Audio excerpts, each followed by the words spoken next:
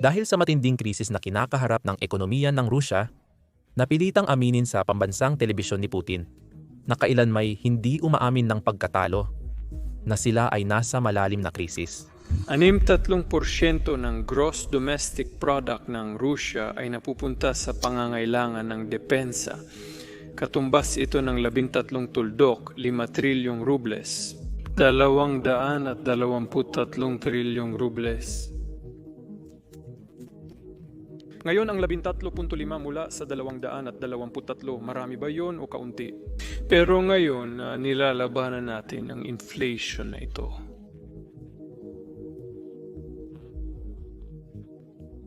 Oo, sinasadya ka nating patungo sa isang mahinahong paglapag ng ekonomiya sa ilang aspeto. Matagal nang nag-uulat ang pamahalaan ng Russia ng mga estadistika ng paglago. Pero iba ang sinasabi ng tunay na kalagayan sa aktwal. Bumagsak ng mahigit 1 trilyong rubles ang kita mula sa langis. Tumaas ng hanggang 70% ang presyo ng pagkain dahil sa implasyon. At ang kakulangan sa manggagawa ay nagpapahina sa buong mga industriya. At ngayon lang, sa clip na pinatugtog natin, inamin ni Putin na sobra-sobra na ang ginagastos sa militar. Hindi lang ito maliit na problema.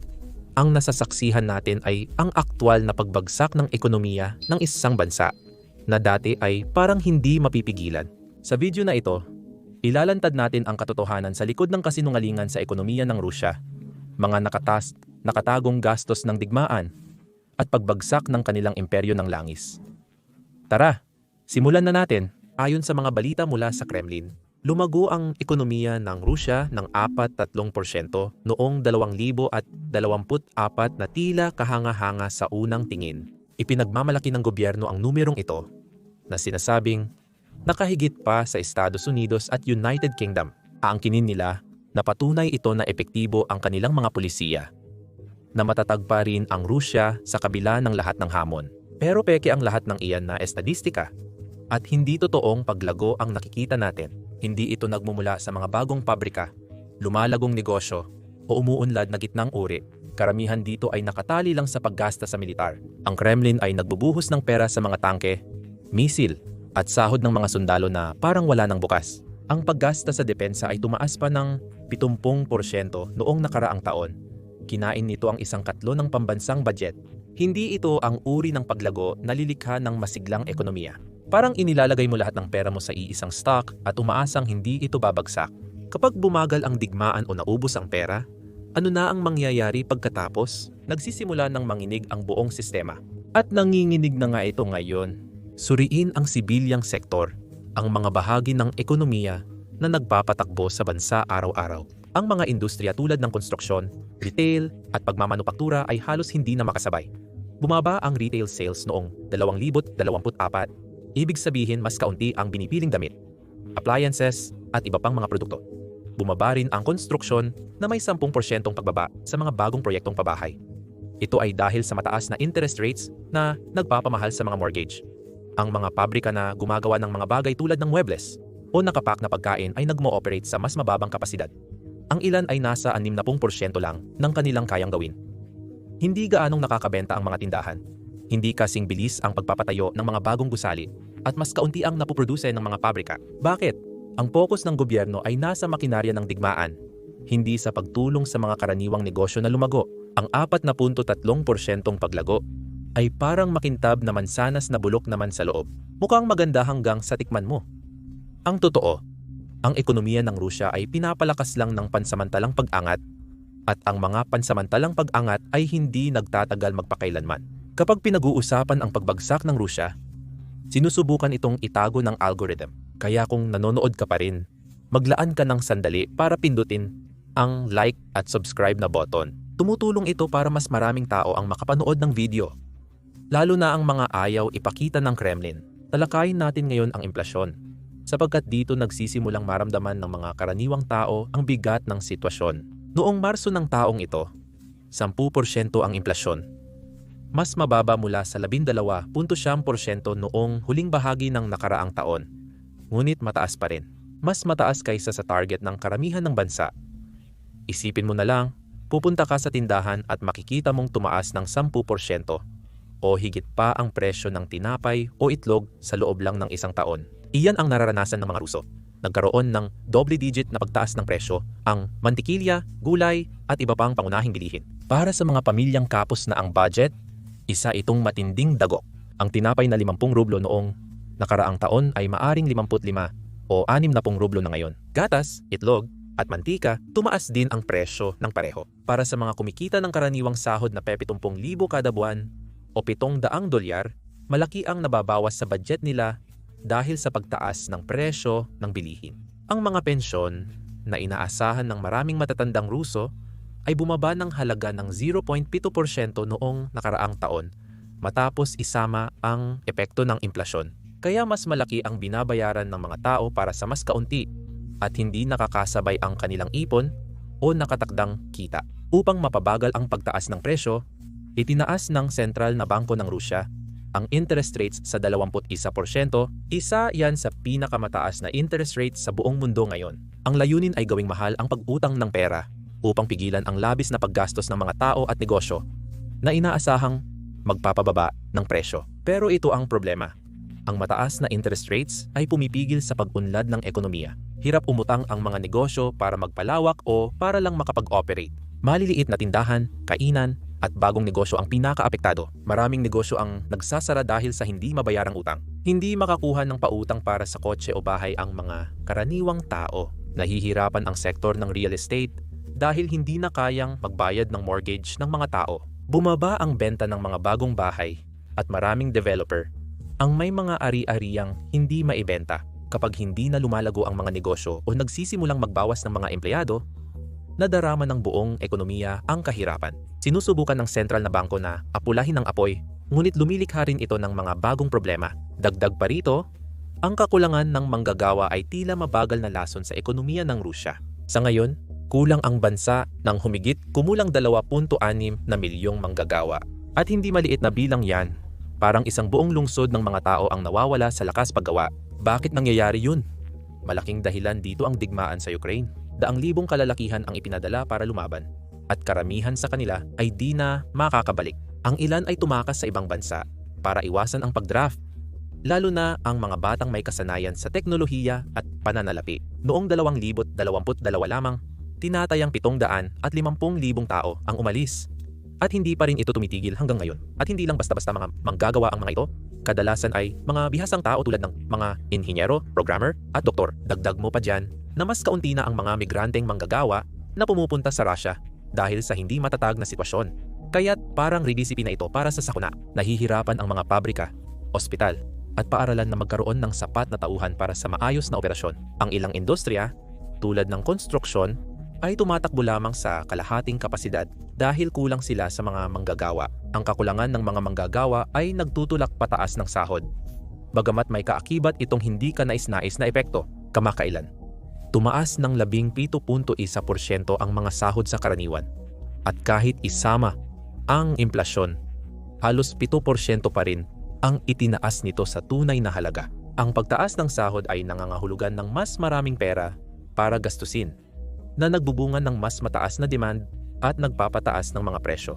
Ngunit nahihirapan ang mga negosyo, lalo na ang maliliit na walang kontrata sa gobyerno, na bayaran ang mas mataas na sahod na ito. Ang maliliit na negosyo ay hindi laging kayang magtaas ng sahod, kaya't napipilitang magtaas ng presyo o magbawas ng empleyado. Ang iba ay nagbabawas ng operasyon o tuluyan ng nagsasara ng kanilang negosyo. Ang mga pinakaapektadong sektor, gaya ng retail o construction, ay hindi ang nakakakuha ng malalaking kontratang militar. Bagaman maaring mas mataas ang sahod ng mga sundalo at manggagawa sa depensa, nahihirapan pa rin ang ibang sektor ng ekonomiya. Mas mataas na sahod ay nagpapataas ng gastos ng mga tao na nagpapalala ng implasyon, kalinok ang sinusubukang pigilan ng central bank. Isang masamang siklo ito. Kakulangan ng manggagawa, mas mataas na gastos, pagtaas ng presyo at pagbagsak ng ekonomiya. Ang mga parusa ay isa pang malaking pabigat na humihila pababa sa Rusya. Nang salakay ng Rusya ang Ukraine noong 2022, gumanti ang kanluran ng matitinding parusa. Nag-freeze sila ng bank accounts, nagbawal sa pag-import ng teknolohiya, at pinutol ang pagbebenta ng langis. Noong una, nakahanap ng paraan ang Rusya tulad ng pagbebenta ng langis sa China at India. Pero ngayon, malinaw na ang pinsala. Ang kita ng Rusya mula sa langis, na 40% ng ekonomiya nito, ay bumaba ng 35% ngayong Mayo 2025 kumpara sa nakaraang taon. Iyan ay bilyon-bilyong dolyar. Wala na! Pera na dati ginagamit para sa paaralan, kalsada at militar. Ang pagbabawal ng European Union sa carbon at $60 price cap sa langis ay nagpapababa sa kita ng gobyerno. Parusa rin ang teknolohiya. Walang makuhang piyesa ang mga pabrika ng kotse, kaya natigil ang produksyon. Ang mga dealership na dati puno ng sasakyan, ngayon ay bakante na. Ang mga parusang ito ay parang mabagal na sakal. Unti-unting pinipiga ang ekonomiya ng Russia araw-araw. Nauubusan na ng paraan ng bansa para iwasan ang hirap at hindi na maikakaila ang pagbagsak. Talakayin natin ang lumalaking utang ng Russia. Isa pang palatandaan kung gaano kagulo na ang sitwasyon. Mula nang salakayin ng Russia ang Ukraine noong 2022, grabe na kung mangutang ang Ministry of Finance ng Russia. Naglabas sila ng $128 bilyong na federal loan bonds o obligasyong Federal Novozyma para mapanatiling gumagana ang gobyerno. Malaking halaga yan. Lalo na kung iisipin mong $32 bilyong dito ay nadagdag lang simula Enero ng 2025. Ang ekonomiya ng Russia noong 2024 ay nagkakahalaga ng 2.24 trilyon.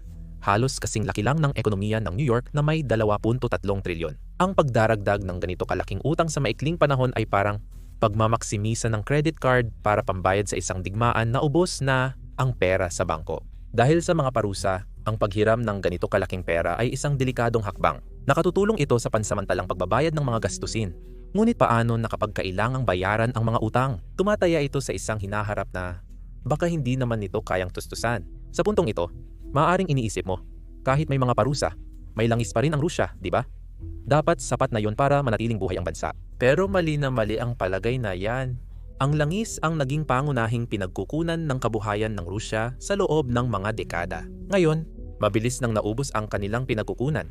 Noong 2025, ang langis at gas ay bumubuo pa rin ng halos 40% ng gross domestic product ng Rusya at mahigit 1/3 ng kanilang pambansang badyet.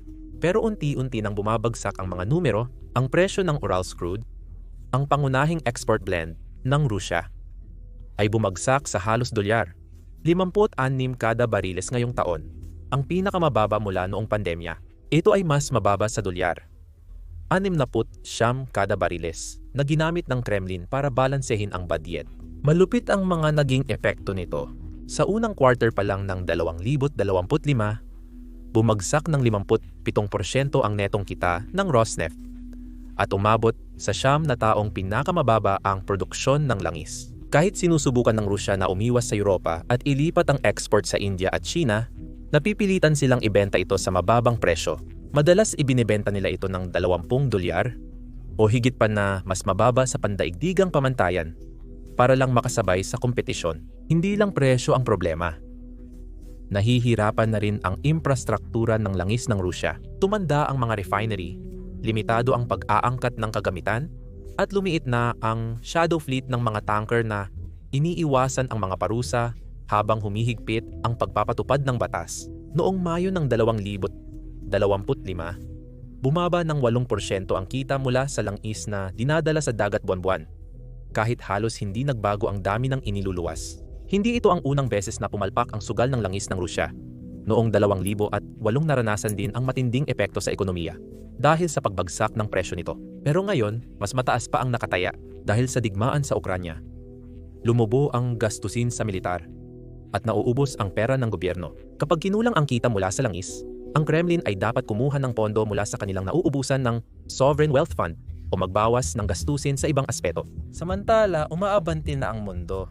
Ang global demand para sa fossil fuels ay nananatiling steady. Tumataas ang pamumuhunan sa malinis na enerhiya. Samantala, nakasalalay pa rin si Rusya sa lumang modelo ng ekonomiya, habang unti-unting nawawalan ng halaga ang pinakamahalagang yaman nito. Kaya oo, may langis pa rin si Rusya, pero sa 2025, hindi na inililigtas ng langis ang Rusya. Ipinapakita lang nito kung gaano talaga kahina ang bansa. Hindi lang langis, kundi pati ibang industriya, ramdam ang paghihigpit. Halimbawa, sa pagmamanupaktura ng sasakyan, dati umaasa ang Russia sa imported na piyesa galing sa Germany at Japan. Naputol na ang mga supply chain na naging sanhi ng 40% na pagbaba sa produksyon mula 2022. Ang mga kotse ngayon ay mas mababa ang kalidad. Kadalasang gumagamit ng pansamantalang piyesa mula sa China. Maraming pabrika ang nagsasara o kaya naman ay napipilitang gumamit ng mga piyesa mula sa mga hindi maaasahang source. Gaya ng China, kinalabasan, mas kaunting kotse, mas mababang kalidad, at mas mataas na presyo. Pareho rin ang sitwasyon sa electronics, makinarya, at agrikultura, kung saan hindi nakakakuha ang Rusya ng modernong kagamitan na kailangan nito. Nahihirapan ang mga magsasaka na makakuha ng makabagong traktora o abono, kaya bumababa ang ani ng mga pananim. Ang mga parusa ay parang pader sa paligid ng ekonomiya ng Rusya. At araw-araw ay lalo pang tumataas ang pader na iyon. Sa pangkalahatan, malinaw na nasa matinding krisis ang ekonomiya ng Rusya dulot ng mga problemang ito. Maaaring ituro ng gobyerno ang mababang 2-3% na antas ng kawalan ng trabaho o ang matatag na ruble na tumaas ng 40% laban sa ibang mga pera ngayong taon. Pero panandali ang pansin lang ang mga iyon. Mababa ang kawalan ng trabaho dahil maraming tao ang umalis o na-draft. Hindi dahil marami ang trabaho, artipisyal ang lakas ng ruble. Pinatatatag lang ng mahigpit na kontrol at mga benta ng langis na nauubos na. Ang totoo, parang bahay na gawa sa baraha ang ekonomiya ng Rusya at nagsisimula ng umihip ang hangin. Para maintindihan kung bakit nagaganito, balikan natin ang simula. Hindi ito biglang sumiklab. Matagal nang nabubuo dahil sa mga desisyon, sigalot, at kahinaang ngayon lang sumabog. Ang pagsalakay ng Rusya sa Ukraine noong 2022 ang naging mitsa nang magpadala sila ng mga sundalo sa kabila ng hangganan. Tumugon ang mundo ng mabibigat na parusa. Pinangunahan ng Estados Unidos at European Union ang pagyeyelo ng 300 bilyong reserba ng Rusya. Ito ang perang inaasahan ng gobyerno para patatagin ang ruble at pambayad sa mga gastusin nito. Isipin mong ang buong ipon mo ay nakakandado sa isang vault na hindi mo mabuksan. Ito ang nangyari sa Russia. Pinutol din na ng mga sanksyon ang access nila sa global financial system. Kaya halos imposibleng makipagnegosyo ang mga bangko at kumpanya ng Rusya sa ibang bansa. Hindi makabili ng mga supply ang mga kumpanya at hindi rin mabayaran ang mga exporter. Hindi lang mga parusa ang naging resulta ng pananakop, binago rin nito ang posisyon ng Rusya sa pandaigdigang ekonomiya. Bago ang 2022, malaking manlalaro ang Rusya sa mga pamilihan ng enerhiya. Naglalaan ng gas at langis sa Europa. Ang Alemanya at Italia ay umaasa sa mga pipeline ng Rusya para sa pag-init ng mga tahanan at pagpapatakbo ng mga pabrika. Noong 2021, 45% ng gas sa Europa ay nagmula sa Rusya. Pero pagkatapos ng pananakop, mabilis na nagbago ng direksyon ang Europa. Nagtayo sila ng mga bagong terminal para sa likidong natural gas mula sa Qatar at Estados Unidos. Nag-invest sila sa enerhiya mula sa hangin at araw. Pagsapit ng 2025, ang bahagi ng Russia sa merkado ng enerhiya ng Europa ay bumaba mula 45% hanggang 13% na lang. Sa katunayan, ang plano ay pababain pa ito. Isa itong napakalaking kawalan para sa isang bansa na umaasa sa enerhiya para sa halos kalahati ng kita nito. Ngayon, nagmamadali ang Rusya na ibenta ang langis nito sa China at India sa murang halaga. At kahit ang mga kasunduang iyon ay hindi rin sigurado, marami ring kanluraning negosyo ang sabay-sabay na umalis at napakalaki ng naging epekto nito. Isinara ng McDonald's, Apple at Toyota ang kanilang mga operasyon sa Rusya. Mahigit 1,000 kumpanya ang umalis na nagdulot ng pagkalugi ng bilyon-bilyong kita sa Rusya at pagkawala ng 10,000 trabaho. Halimbawa nito ang industriya ng sasakyan. Dahil sa kakulangan ng mga piyesa mula sa kanluran, bumagsak ang produksyon at limitado na o mahal na ang mga bagong kotse. Hindi lang ito tungkol sa pera. Isa itong senyales na hindi naligtas na lugar ang Rusya para magnegosyo. Wala na ang tiwala at hindi mo basta-basta maibabalik yon sa isang iglap. Sinikap ng Rusya na lampasan ito sa pamamagitan ng mas maraming pakikipagkalakalan sa China at India. Ngunit hindi ito sapat. Mahigpit makipagnegosasyon ang mga bansang ito. Bumibili sila ng langis mula sa Rusya ng mura. At wala na rin ang dating pangangailangan nila sa mga produktong Ruso kumpara sa Europa. Ang resulta ay isang network ng kalakalan na anino na lang ng dati nitong anyo. Pero ang krisis ay hindi lang tungkol sa mga parusa o sa digmaan. Mas malalim ang problema ng ekonomiya ng Rusya. Masyado itong umaasa sa langis at gas. 40% ng kanilang gross domestic product at 60% ng kanilang mga export ay galing sa enerhiya. Parang itinataya mo ang buong kinabukasan mo sa iisang industriya lang. Kapag mataas ang presyo ng langis, Tulad noong dekada 2000, maganda ang takbo ng ekonomiya ng Rusya. May mga bagong apartment na itinatayo, kotse ang binibili ng mga tao, at namimigay ng dagdag sahod ang gobyerno. Subalit kapag bumaba ang presyo, tulad noong 2025, nagsimulang gumuho ang sistema dahil inaasahang mananatiling pareho ang pandaigdigang demand sa langis. Walang nakikitang agarang solusyon. Hindi na bago ang pag-asa sa enerhiya ng Rusya. Sa loob ng mga dekada, pinupondohan nito ang lahat mula sa mga paaralan hanggang sa mga submarino gamit ang malalawak nitong mga oil at gas field. Noong dekada 2000, ang mataas na presyo ng langis ang nag-udyok ng pag-unlad na nag-angat sa milyon-milyong Ruso sa gitnang uri. Sa halip na gamitin ang perang iyon sa pagtatayo ng mga bagong industriya o pag-invest sa teknolohiya, lalo pang nagtuon ang gobyerno sa enerhiya. Ang iba pang sektor, gaya ng pagmamanupaktura o teknolohiya, ay hinayaang magpatuloy kahit nahihirapan. Ngayon na bumabagsak na ang kita mula sa enerhiya, wala nang ibang masasandalan. Parang magsasaka na iisa lang ang pananim. Kapag pumalpak ang ani, wala nang reserbang plano. Isa pang malaking issue ay kung paano nakaayos ang ekonomiya ng Rusya. Mahigpit itong kontrolado ng Estado at ang gobyerno ang nagdedesisyon sa lahat mula sa mga bangko hanggang sa mga kumpanya ng langis. Dahil sa ganitong sistema, mahirap umunlad ang mga pribadong negosyo.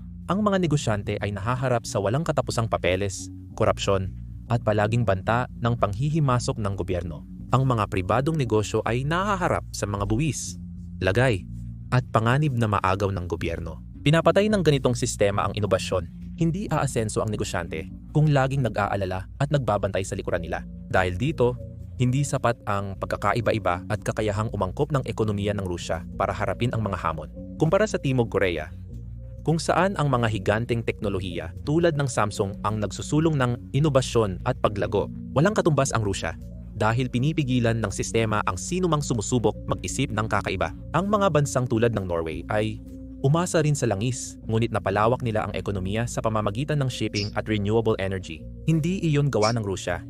Ngayon, nagbabayad na sila. Kung pag-uusapan ang maling estruktura at kontrol ng Estado, sobra ang korupsyon sa Rusya. Sa totoo lang, parang kumakapit na ang korupsyon sa ekonomiya ng Rusya. Kinukuha ang pondo na sanay magagamit para sa mga paaralan, ospital, o kalsada. At hindi lang ito tungkol sa iilang tiwaling tao.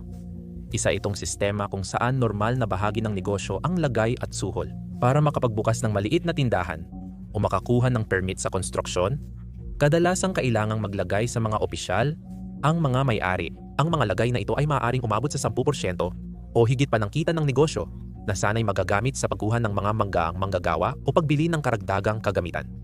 Mas matinding epekto nito sa malalaking kumpanya, lalo na sa industriya ng langis at gas. Kadalasang nanghihingi ng porsyento ang mga opisyal ng gobyerno sa malalaking transaksyon at ang mga gastos na ito ay ibinibigay sa mga mamimili sa pamamagitan ng pagtaas ng presyo. Noong nakaraang taon, inilagay ng Transparency International ang Rusya bilang isa sa mga pinakakorap na bansa na may score na 26 sa 100. Mas malala ito kumpara sa karamihan ng mga kalapit bansa nito. Ang korupsyong ito ay nagpapalayo sa mga dayuhang mamumuhunan na ayaw makipagsapalaran sa mga kaduda-dudang transaksyon o bigla ang pagkuha ng gobyerno. Noong 2018 umalis ang IKEA sa Rusya matapos makipaglaban sa mga tiwaling opisyal ng ilang taon, bagay na karaniwan ng nangyayari. Pati mga negosyanteng Ruso ay nahihirapan dahil umaabot sa 20% ng kanilang oras ang ginugugol ng maliliit na kumpanya sa pagharap sa mga inspeksyon at matinding burokrasya. Madalas, ito ay nagiging dahilan lang para humingi ng mas maraming lagay. Samantala, ang perang kinukurakot ay napupunta lang sa kamay ng iilang elitista na bumibili ng mga mansyon sa ibang bansa o itinatago ang pera sa mga offshore account. Noong 2024, lumabas sa mga nalik na ulat na may 15 bilyong dolyar na kahina-hinalang pondo ang lumabas mula sa Rusya. Sapat na para pondohan ang serbisyong pangkalusugan ng milyon-milyon. Ang ganitong kasakiman ay nagpapalawak ng agwat ng mayaman at mahirap. Kaya ang mga karaniwang Ruso ay napipilitang tiisin ang sira-sirang infrastruktura at tumataas na presyo. Isa itong siklong nagpapastagnate sa ekonomiya.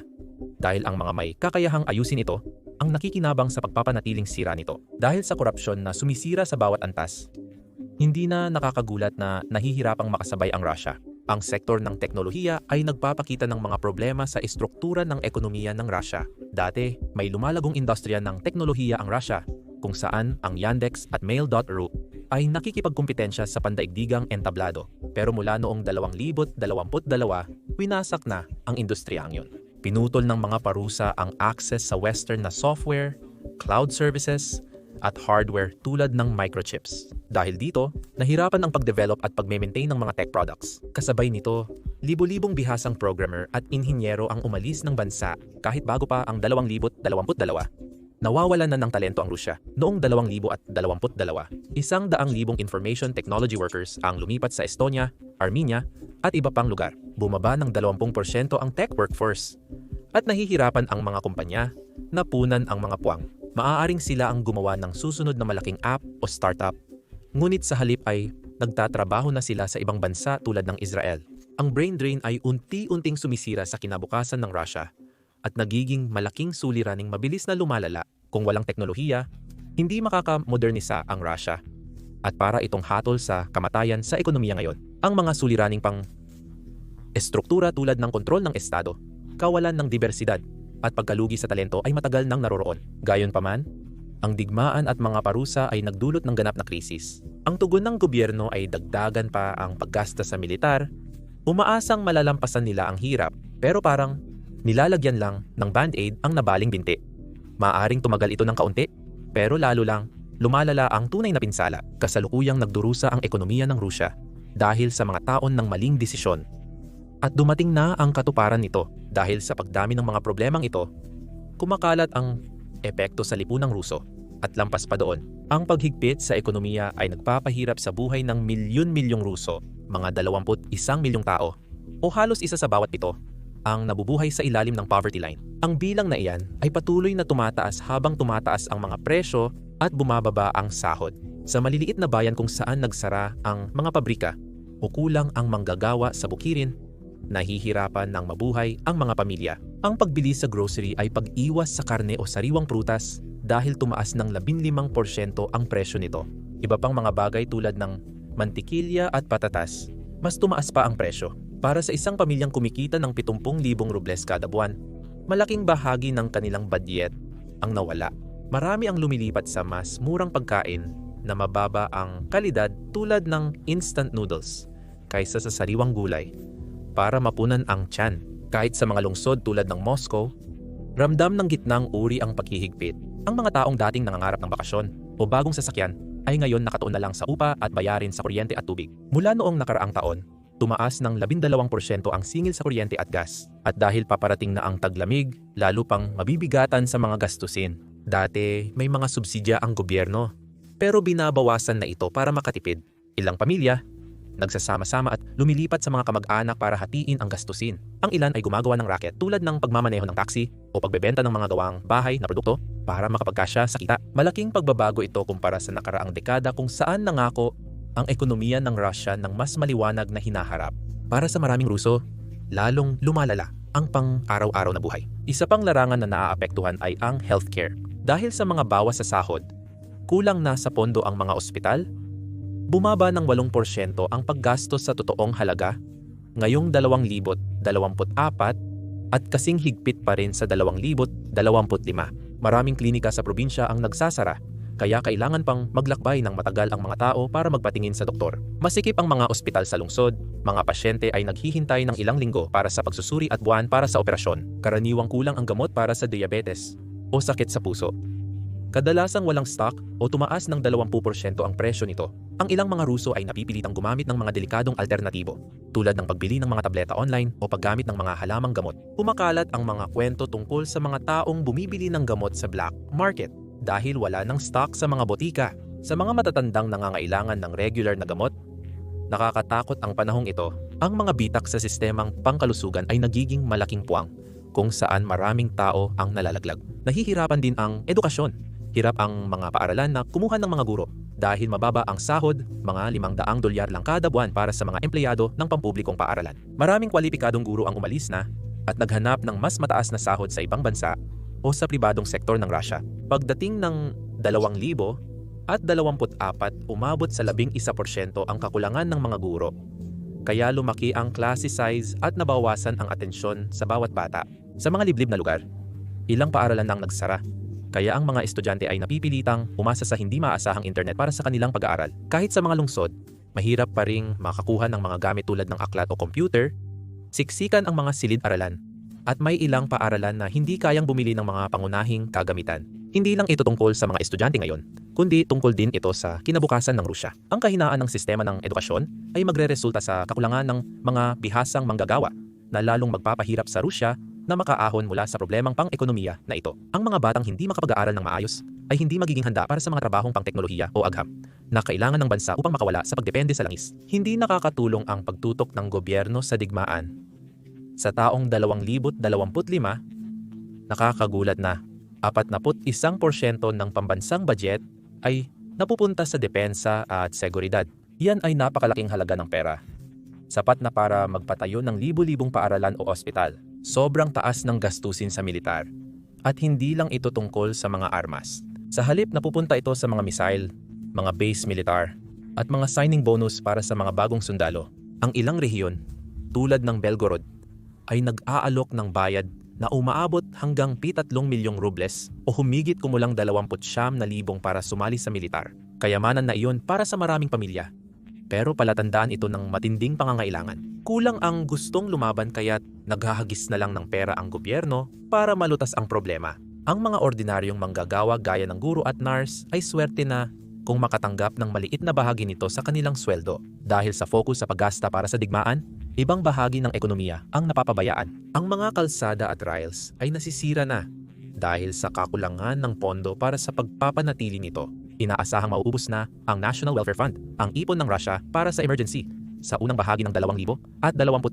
Kapag nangyari iyon, mapipilitan ang gobyerno na mangutang pa o magbawas pa lalo ng gastusin. Ang digmaang nasa 2 taon na sa Ukraine ay dahan-dahang umuubos ng mga yaman habang bumabagsak ang ekonomiya. Sa puntong ito, marahil iniisip mo nang dapat umatras na ang Russia at wakasan ang digmaan. Tama, heto ang twist. Ang ekonomiya ng Russia ay sobrang nakatali na sa digmaan. Kaya kung ititigil ito, baka mas lalo pa silang masaktan. Ang digmaan ay naging lifeline na para sa ilang bahagi ng bansa. Ang mga pabrika sa tula ay gumagawa ng mga armas, nagbibigay ng trabaho sa 1.2 milyong tao, 10% ng lakas paggawa ng Russia noong 2025. Ang pag-export ng armas gaya ng mga missile sa Iran ay nagdala ng 14 na bilyon noong nakaraang taon. Isang bihirang magandang balita sa lumiliit na ekonomiya. Kung wala ang digmaan, maaaring mawala ang mga trabahong iyon at mga kasunduan na magtutulak sa mga lungsod sa kaguluhan. Alam ito ng Kremlin, kaya itinutulak nitong ipagpatuloy ang labanan, umaasang ang gastos sa digmaan ang magpapanatili ng lahat. Parang sugarol na dinodoble ang taya kahit talo na, umaasang may himala. May kapalit ito, ang 3 trilyong ruble, nakakulangan sa budget o humigit kumulang 34.4 bilyon sa 2025 ay nagpapahirap na pondohan ang militar at mga pangunahing serbisyo. Ayon sa ilang analista, maaaring mapilitan ang Rusya na baguhin ang kanilang estratehiya dahil sa presyur na ito. Pwedeng mapilitan silang umalis sa Ukraine o humanap ng tigil putukan para mabawasan ang paghihirap sa ekonomiya. Nagbabala ang iba na ang isang gobyernong inaatake ay maaaring higpitan ang kontrol at patahimikin ang mga kritiko para manatili sa kapangyarihan. Noong 2024, nagpasa ang Russia ng mga batas na naglilimita sa malayang pananalita at nagpapakulong sa mga nagpoprotesta. Tumaas ng 30% ang mga pag-aresto para sa mga gawaing kontra-estado kumpara sa nakaraang taon. Maaaring itulak ng humihina pang ekonomiya ang Kremlin na lalo pang higpitan ang mga taktikang ito na maaaring magdulot ng higit pang kaguluhan. Kaya, hanggat walang mas magandang plano, ipagpapatuloy ng Rusya ang paggastos sa digmaan at pagpupursige. Sa kasamaang palad, ang hindi pantay na paggastos na ito ay lumilikha ng pagkakahati sa lipunang Ruso. Maayos ang kalagayan ng mga taong nagtatrabaho sa militar o industriya ng depensa. Ang ilan ay nakakakuha pa nga ng dagdag sahod. Pero ang iba, mula sa mga tindero hanggang sa mga guro, ay naiiwan na. Nagsisimula ng magdulot ng pagkadismaya ang agwat na ito. Sa mga lungsod, maririnig ang mga reklamo na pinapahalagahan ng gobyerno ang mga tangke kaysa tao. Sa palengke o social media, naririnig ang mga bulungan ng pagkadismaya. Mga tao'y nagtatanong kung bakit mas malaki ang pondo ng mga tangke kaysa ospital. Bihira ang mga protesta dahil mahigpit ang pagpapatupad ng Kremlin, pero may mga maliliit na kilos ng pagtutol tulad ng graffiti o online na petisyon na nagsusulputan. Kapag patuloy na bumagsak ang ekonomiya, maaring lumala ang pagkadismaya at maging mas malaki ang epekto. Sa totoo lang, aabutin pa ng ilang taon bago hamunin ang rehimen. Kasalukuyang matatag pa rin ang rehimen ni Putin. Ngunit ipinapakita ng kasaysayan na ang paghihirap sa ekonomiya ay maaaring magbunga ng pagbabago. tulad ng nangyari noong mga huling araw ng Unyong Sobyet. Sa pandaigdigang entablado, nagdudulot din ng problema ang krisis ng Rusya. Ang Rusya ay pangunahing tagapagtustos ng butil, gas, at mga metal. At ang pagkaantala sa mga export na ito ay nagtutulak pataas ng presyo sa buong mundo. Dahil sa pagbaba ng produksyon ng trigo sa Rusya, noong 2025 tumataas ang presyo ng pagkain sa buong mundo. Dahil sa kakulangan ng makabagong makinarya at sapat na manggagawa, mas maliit ang ani ng mga magsasaka. Ang mga bansa sa Afrika at Gitnang Silangan, tulad ng Ehipto at Nigeria na umaasa sa butil ng Rusya, ay nahaharap sa mataas na gastusin sa pagkain. Dahil dito, mas maraming tao ang nagugutom. Tinataya ng United Nations na lumala ang pandaigdigang kakulangan sa pagkain. Bahagi na rin ng pagkaantala ng pag-export ng Rusya. Ang tumataas na presyo ay nagtutulak sa milyon-milyong tao palapit sa gutom at nagdudulot ng mga protesta sa ilang lugar. Isa pang issue ang presyo ng gas. Kahit nabawasan na ng Europa ang paggamit ng gas mula sa Rusya, nananatiling mahigpit ang pandaigdigang merkado at aberya sa supply chain ng Rusya ay nagpapataas ng presyo. Sa Pakistan o Thailand, mas mataas na ang gastos ng mga pamilya para magluto o magpainit ng bahay. Tumataas ang gastos sa enerhiya ng mga pabrika sa India at Brazil, dahilan ng mas mataas na presyo ng mga produktong saradong kotse. Apektado rin ang mga metal tulad ng nickel, aluminyo at palladium. Isa ng Rusya sa mga pangunahing tagagawa, ngunit dahil sa mga parusa at problema sa produksyon, nabawasan ng 5% ang kanilang pag-export ngayong taon. Masamang balita ito para sa mga industriya tulad ng paggawa ng sasakyan at konstruksyon na nangangailangan ng mga materyales na ito sa mga lugar tulad ng Hapon at Mexico. Mas mataas ang binabayaran ng mga pabrika para sa mga hilaw na materyales na nangangahulugan ng mas mataas na presyo para sa mga mamimili. Tumataas ang presyo ng bagong dekuryenteng sasakyan o gusaling mataas dahil sa mga problema ng Rusya. Maaaring mas mahal ang susunod mong smartphone o gusali ng apartment dahil sa mga problemang pang-ekonomiya ng Rusya. Ipinakita ng mga aberya sa supply chain na ang krisis ng isang bansa ay nakaaapekto sa buhay ng mga tao kahit malayo, mula sa mga manggagawa sa pabrika hanggang sa mga mamimili. Totoo ang epekto ng domino. Kapag nagkaroon ng problema ang ekonomiya ng Rusya, nadadamay ang buong mundo. Sa politika, maaaring magdulot ng malaking pagbabago ang krisis na ito sa loob ng Rusya at sa labas nito. Ang hirap sa ekonomiya ay kadalasang nagpapainit ng damdamin ng mga tao kahit mahigpit ang kontrol ng pamahalaan. May mga indikasyon ng pagkapagod. Ayon sa mga survey, ang implasyon ang pangunahing inaalala ng mga Ruso. Higit pa ito sa giyera kapag nag-uusap ng pribado. Maririnig ang pag-usbong ng pagkadismaya. Bihira ang mga pampublikong protesta dahil mabilis itong pinatitigil ng gobyerno. Kung patuloy na tataas ang mga presyo at hihina ang antas ng pamumuhay, maaring maharap ng Kremlin ang mas malaking kaguluhan. Anumang tunay na hamon sa rehimen ay tatagal ng mga taon bago mabuo. Maaari ring pilitin ng mahinang ekonomiya ang Russia na muling pag-isipan ang agresibong tindig nito sa ibang bansa at magtulak para sa usapang pangkapayapaan upang mabawasan ang presyon. Ang digmaan sa Ukraine ay tinatayang gumagastos ng $200 bilyong kada taon. At dahil bumaba ang kita mula sa langis, mabigat na pasanin ito. Maaaring itulak ng Russia ang usapang pangkapayapaan o bawasan ang presensya ng militar kahit na malabong tuluyang umatras ito. Ang mga panloob at panlabas na epekto nito ay nagpapakita ng isang bansang nasa sangangdaan. Ang krisis sa ekonomiya ng Russia ay hindi lamang pansamantala. Ito ay humuhubog sa hinaharap. Tuklasin natin ang maaring naghihintay sa atin. Magagawa kaya ng Russia na makabangon mula sa problemang ito o papunta pa ito sa mas malalang pagbagsak? Ang pinakaagad na banta ay ang potensyal na matinding resesyon dahil sa malaking kakulangan ng Russia. Ang kita mula sa langis at gas ay bumaba ng 35% kumpara noong nakaraang taon na dating nagpapalago ng kaban ng yaman. Mas kaunti ang nakokolektang buwis dahil mas kaunti ang ginagastos ng mga negosyo at mamimili. Kung magpapatuloy ang mga trend, maaaring maabot ng Russia ang sukdulan sa 2026, lubhang tatamaan ng resesyon ang maliliit na negosyo na nagbibigay ng trabaho sa milyon-milyon. Nahihirapan na sila dahil sa mataas na interes at mababang demand. Ang pagbagsak ng ekonomiya ay magreresulta sa mas malaking tanggalan ng trabaho at kawalan ng hanapbuhay na magtutulak sa marami sa kahirapan. Mababa ang antas ng walang trabaho ngayon sa 2-3%, ngunit nakakalito ito. Mababa ito dahil maraming manggagawa ang umalis, na-draft, o namatay sa digmaan. Posibleng itulak ng isang resesyon ang kawalan ng trabaho sa 5% o mas mataas pa. Antas na matagal nang hindi nakita sa Rusya. Para sa mga pamilya, ibig sabihin nito ay pagkawala ng kita at mas maraming pag-aalala sa pagbabayad ng mga bayarin o pagbili ng pagkain. Ang real estate sector, na bumaba ng 10% sa mga bagong proyekto, ay maaaring tuluyang huminto, na mag-iiwan sa mga construction worker at developer na walang trabaho.